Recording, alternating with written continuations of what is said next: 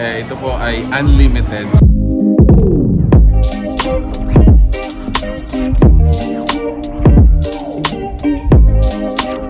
Ito na lang guys, pwede kaya no?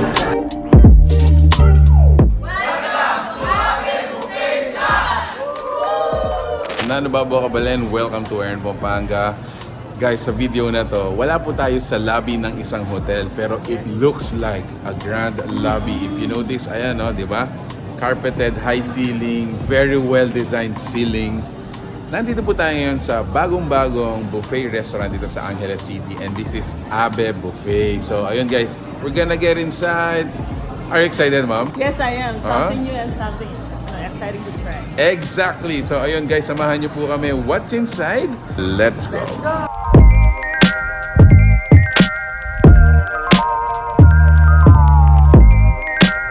So this is their kumbaga entrance going to the dining area. Ang makikita nyo, ma-observe nyo kagad is this is a very luxurious place. Ang ganda ng design. Also see, meron tayong around 250 seats. And then meron tayong sections for may lutuan. If you wanna cook your own samji, meron siya dito. Pero uupo tayo dito kasi we don't wanna cook. This is a buffet, so we're just gonna get our food from the table. Let's go. My name is Erin Cebu Miranda. I am the sous chef of ABE Buffet Plus under Chef DJ Alapitan po. For our dishes, we serve 50 plus dishes for hot kitchen, and then we also have our pastry station. For our cuisines, we have 8. That will be the pastry station, Italian station, Japanese cuisine, and then Western, Korean. We also have shabu-shabu, and then Chinese, Dimsum, carving, and also Filipino. Marami sa mga dishes na nakikita natin dito are cooked live, no? Nakikita talaga natin kung paano sila niluluto.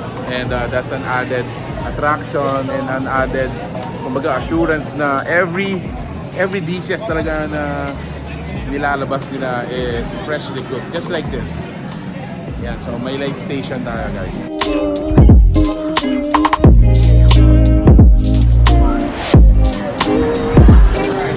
Isa sa mga station nila dito is parang hot pot station. And dito gagawa tayo ng isang DIY hot pot. And tayo mamimili kung ano ilalagay natin. Para sa hot pot natin, maglalagay tayo ng salmon.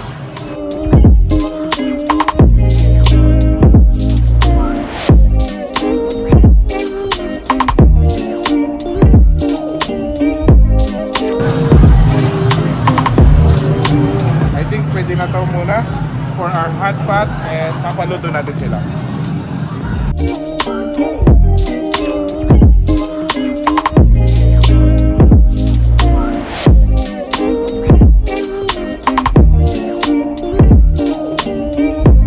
Look at this. Look at this.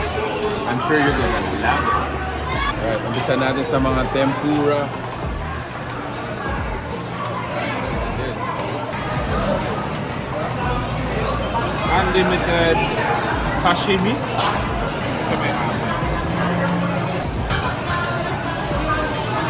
Look at that.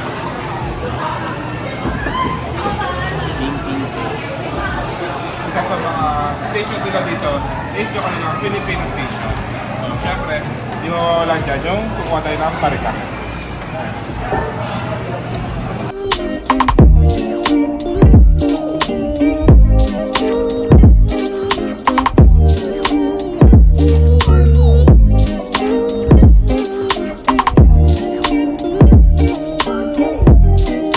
Batch 1 is good. So, punta tayo sa table natin and that's it. So and guys, for our first set, this is our table. Look at it. Wow. So just to remind you, ito po ay unlimited. So meaning you can get as much as you want, as long as you can take it. So special delivery. Special delivery. May mga meats tayo dito. So tingnan natin. So these are the Korean meats. Samji, available din dito yan. Begin.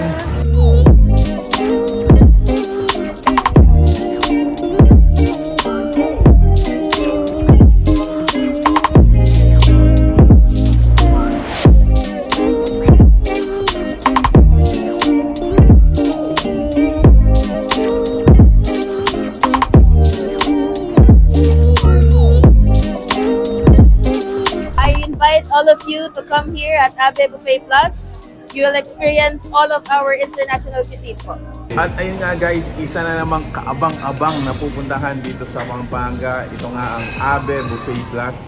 Grabe.